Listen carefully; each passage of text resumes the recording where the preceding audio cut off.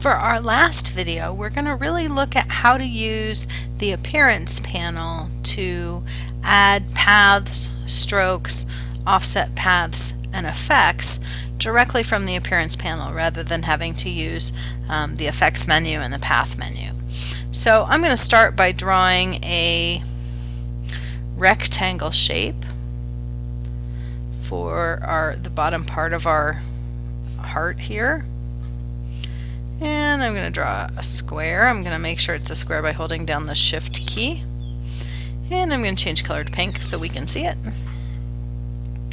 And I'm going to use Object, Transform, Rotate, and 45 degrees to turn our square into a diamond.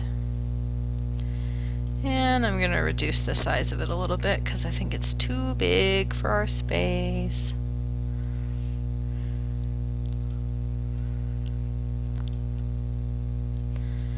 And last but not least, I'm going to use the arrow keys. Actually, I'm going to use just the go at regular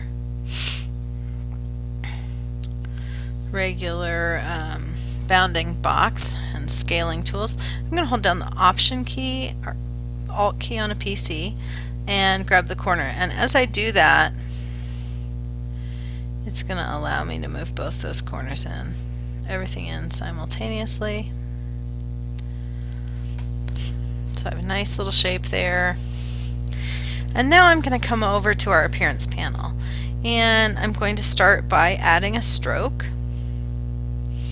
I'm going to add a white stroke. That is 1 point.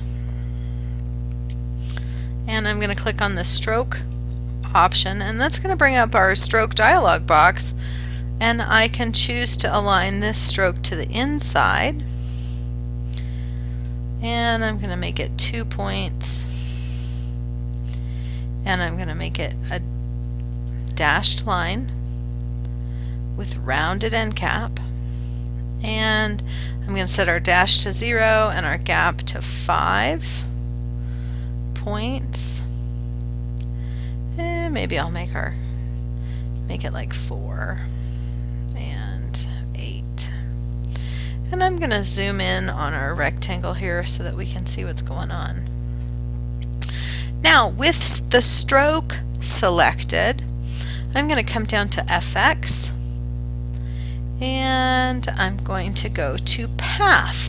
Looky there, right under Distort and Transform, we have Path Effects. And one of our first options is Offset Path. So I'm going to go ahead and click Preview, and I'm going to set that number to negative 0.05, maybe negative 0.7. And there, now I have that dotted stroke on an offset path inside our, I'm going to set the corners to round. Oh, there we go, 0.125, negative 0.125 gives us a nice dotted path on the inside. And I'm going to choose to give it a secondary fill. So that's the button that looks like a black filled box. I'm going to go ahead and click Fill. And notice now in our Appearance panel we have 2 fills. And I'm going to change this top fill to, I'm actually going to click the flyout menu in the upper right hand corner. It's not what I wanted.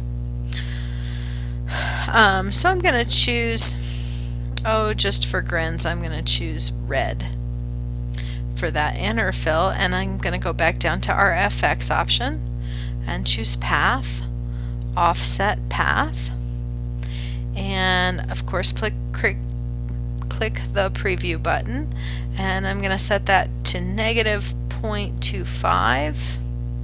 And look, now that red path has jumped down inside of our dotted line. So I'm going to go ahead and click OK. And I'm going to add another stroke. And in this case, I'm going to click click on, now notice in this stroke it says stroke, and with this little arrow I can toggle open the options, and right there is the option offset path. Well, I'm going to click on that offset path, and I'm going to try making it negative 0.25, and let's see where it goes. Click the preview button. Oh look, now it's right on my red fill. So I'm going to go ahead and click OK, and then I'm going to come up to my stroke option, and I'm going to choose center, and oh, it didn't do what I wanted it to. Let's click on the offset path again, preview. Yep, there it is. So I'm going to come up to this path, and I'm going to make it a little larger, maybe 7. And I want to put this one on the center, and when I do that, notice it lands right on my red line there. And I'm going to change the spacing, and I'm going to change the color of that stroke to the red. So now I have a scalloped line. Oh, I think I want it to be a little bigger. Let's make it like 10 points. Gonna have to change the stroke again, change the gap there, move it up in size. Oh yes, I like that much better. Maybe it needs to be a little bigger, 12, and we'll move it down. Nope, it didn't like that, so let's go back to 10. And oh, I turned it off, that's why. These little eyeballs will turn your shape or your paths on and off. And it just so happens that my little box is right under there, so I'm going to come up here and do it from here.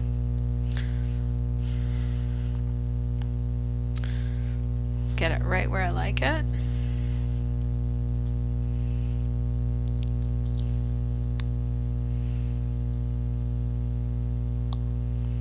That's good right there. And I can even drag this stroke down below the fill. All of these strokes and fills are rearrangeable entities. Oh, and I'm going to take this offset path, and I'm going to drag it. I'm going to come click on this stroke and click offset path. From the effects button, offset path, negative 0.125. Click preview. There we go. It's too much. Let's go up some. Oh, maybe 0.7. Oh, negative 0.7. Negative 0.7. Nope, negative 0.1. 85. And click OK. Not quite enough.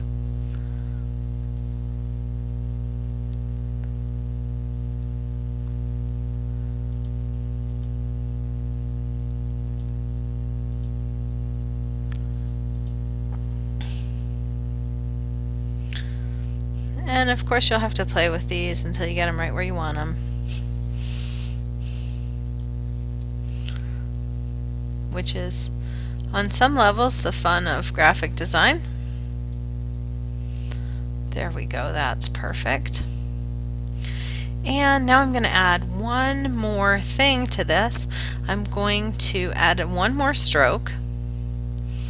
And notice the stroke has that dotted line. In this case, I want it to be pink, and I want it much larger. Oh, maybe even 16 points. And I'm going to toggle that down. Notice I have no offset on that stroke, so I'm going to choose path, offset path, and this time I want the stroke to go outside of my rectangle, so that's good.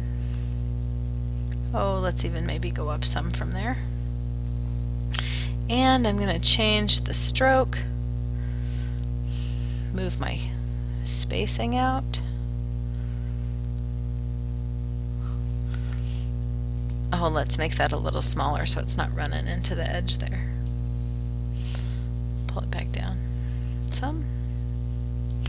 And we'll tweak the spacing on our offset a little bit. Perfect. So now, without ever leaving our options panel, we've added an element, a fairly complex element, to our heart. I want to show you one other quick little trick in that options panel. I'm going to go ahead and go all the way to the top and add a new fill, and I'm going to make this fill white, and I'm going to use, oops, I didn't have it selected, so I'm going to go all the way to the top. You do have to have it selected or it won't add anything at all. I'm going to add a new fill, and notice it covers everything up. That's okay, we'll fix it in a minute. I'm going to add an offset path, offset path. This time I'm going to have rounded, and I want it to be much smaller. Oh yeah, that should be good.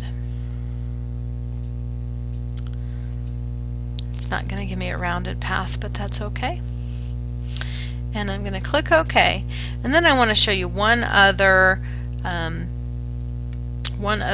effect that's one of my favorites, and that is under Stylize. This is also where you get your drop shadows or rounded corners.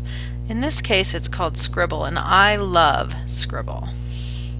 Scribble takes something and makes it into scribbly lines, and in this case there's a bunch of defaults. I can choose zigzaggy or tight. Oh, I like tight. Give it a little more variation and a little,